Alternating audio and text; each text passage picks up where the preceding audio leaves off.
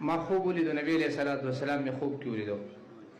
یو داسې جلسګاه شانتی وي نبی علیہ الصلوۃ والسلام می خوب کې ولیدلو او وسلام مولانا فضل الرحمن صاحب ولاړی او نبی علیہ الصلوۃ والسلام هم په دې خلاص کې دا جمعیت الاسلام چې کومه جنډه ده نبی علیہ الصلوۃ والسلام دا جنډه نیولې ولاس کې او ورسره مولانا فضل الرحمن صاحب دا جنډه لاس کې نیولې وي بیا مولانا ما سره خپل ماشومان وي بیا مولانا فضل الرحمن صاحب را روان شي او هغه جنډه وسره